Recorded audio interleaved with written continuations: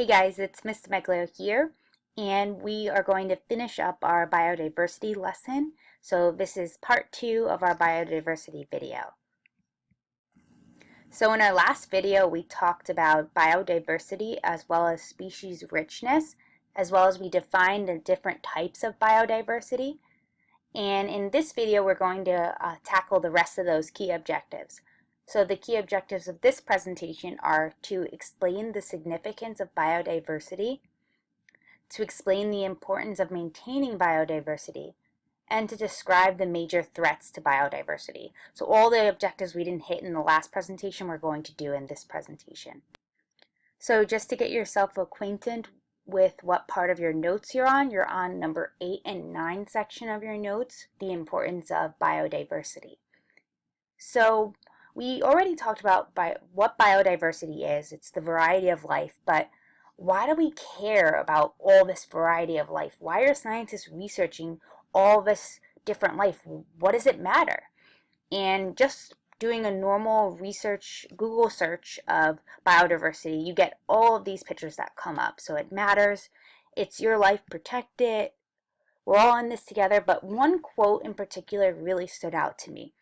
It says, biological diversity is the key to the maintenance of the world as we know it. And this quote really stood out to me for several reasons.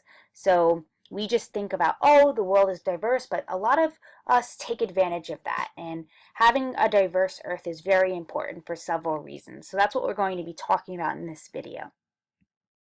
So having a biodiversity is really beneficial for humans for several reasons. And the most common reason that probably everyone should be thinking about, because you do it every single day, is it gives you a food source. So we already talked about when we were doing photosynthesis that plants have this great ability to convert light energy into chemical energy that we can use and break down to make ATP and make energy that we need every day. So if there were no plants and there wasn't all this diversity of plants, we would have no food. And yeah, some of us don't eat plants, some of us just eat meat, but those animals also need this converted energy from plants. So even if you're eating meat, that's still all that energy initially comes from those plants. So more diversity means there's more food sources for humans to eat. It also provides us with materials for building and for shelter and for fuel. So fuel is a natural resource, as well as when we're building a house, it's coming from wood or cotton for our clothes. So all of these different resources provide us with materials for producing things that we use in our everyday life. So plants in particular have a lot of different chemicals that are used in medicine, as well as a lot of different organisms. Animals have hormones that we use for medicine, or even, let's say they have a certain genetic component that could be used and sort of manipulated to create a different type of medicine. So biodiversity is really important in the medical field. It provides us with many more options to develop new treatments for all of these different diseases that we encounter in our everyday life. Also, this is something we talked about before in photosynthesis and cellular respiration in our energy unit. So oxygen, we need oxygen to go through cellular respiration to produce ATP that we need to function for our everyday life. And great enough, surely enough, plants, their byproduct is oxygen. And that's really great for us because now we have oxygen to produce ATP. And also plants use carbon dioxide during photosynthesis. So they're basically recycling our waste products so it's not building up in the atmosphere and causing damage to the ozone layer. So that's really important too. And finally, this is something a lot of us don't really think about too often, but the fact that we have an Earth that's so diverse allows us to sort of have a way to adjust to natural disturbances or diseases. So, for example, let's say we have an extreme disaster. Let's talk about like Hurricane Katrina. So it was really, really damaging. We had a lot of destruction of land, a lot of destruction of homes, all of this natural disaster. But let's say we only had one type of tree and all of these trees got wiped out in Hurricane Katrina, or everything that all of our resources got wiped out in this one particular natural disaster. We would have almost nothing to help rebuild our resources. So having more variety and more diversity allows us to sort of have a buffer when there's a natural disaster or there's disease, because there's many more options and many more resources available to us to sort of get through that hurdle. So having more diversity makes it more resources for humans to utilize during these natural disturbances or times of hardship. So currently, biodiversity isn't really looking so good. So we're seeing a significant decrease and decline in biodiversity already. Within the past 40 years, we've lost about 50% of our wildlife. This is really, really very upsetting for me as an animal lover. So 90% of our lion populations are completely eradicated. We have lost about 20% of the world's species. They could all be gone in just 30 years.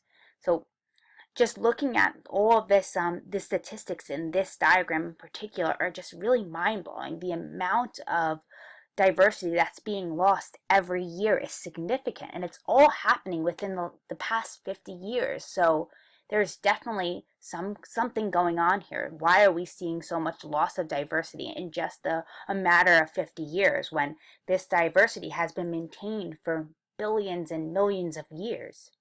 So what's going on here? So what causes the decline of biodiversity? So basically, extinction causes a decline in biodiversity. And I'm sure everyone's heard of extinction before, but the definition of extinction is the dying out or termination of a species. So we talked about a species, it's a group of organisms that can interbreed.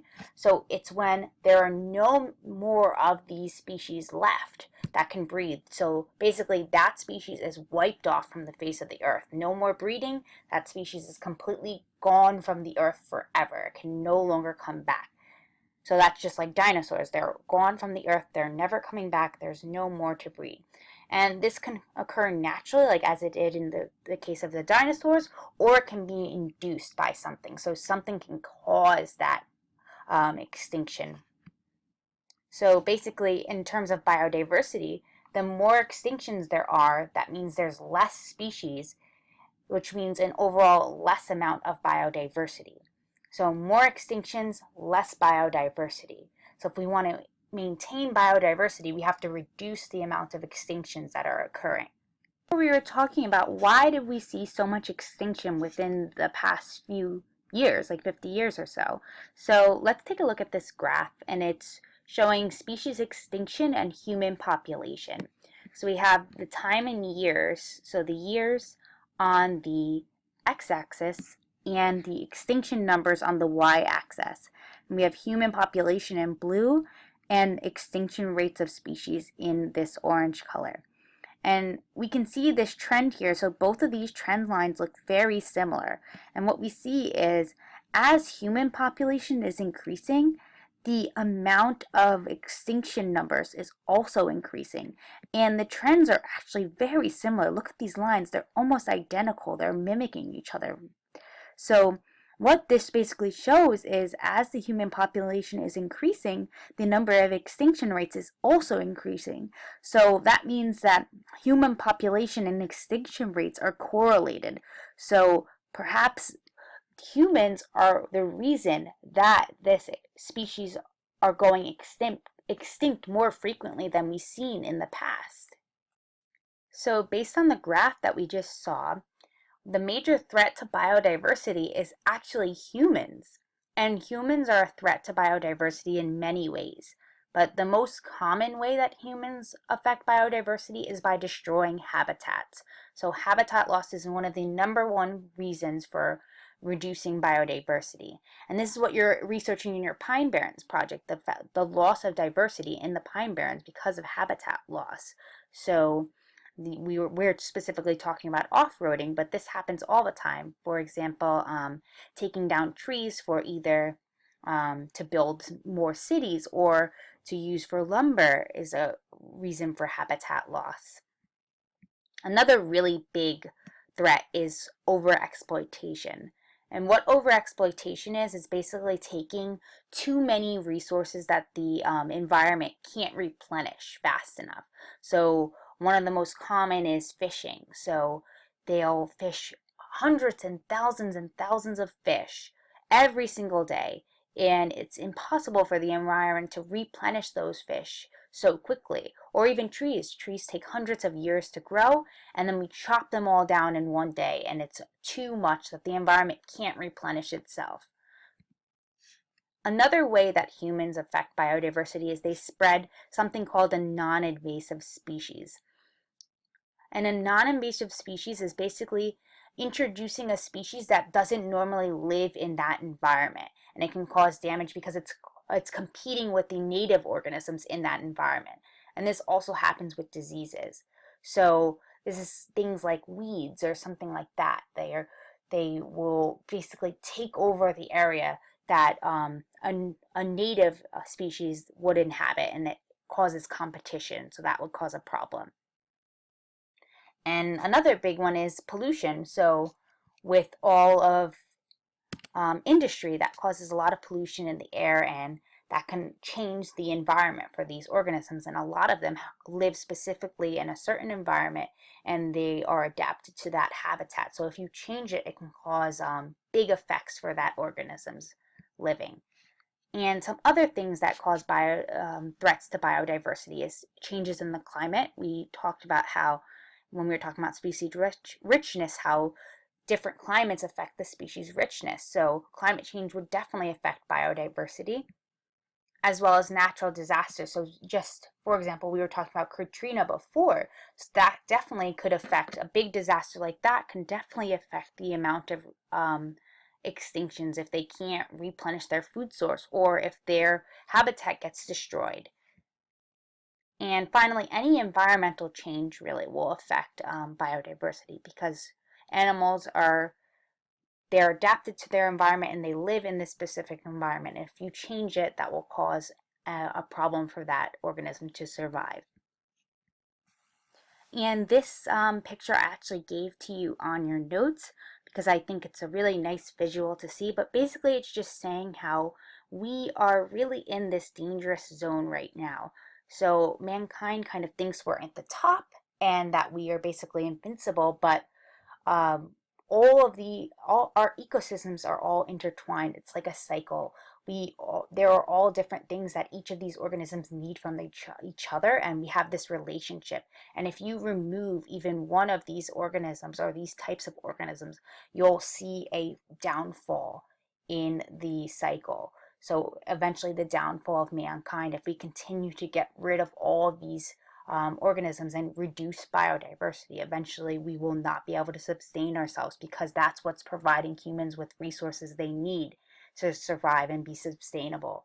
So we cannot live exponentially forever because we won't have the available resources. We will reach this carrying capacity. So this is just basically a great overview of biodiversity, what it is and why it's important. So let's just go over the key points that we discussed in this video as well as the first video. So we talked about how biodiversity is the variety of life, and it's studied by species in our first video. And we talked about how it varies by location, and some parts of the earth have higher species richness than other parts of the earth. And we talked about why biodiversity is important. It's important because it provides us with resources that we need to survive. And finally, humans are the biggest threat to biodiversity right now. And we as humans can do something to change this. So I hope you guys learned something today. Bye, guys.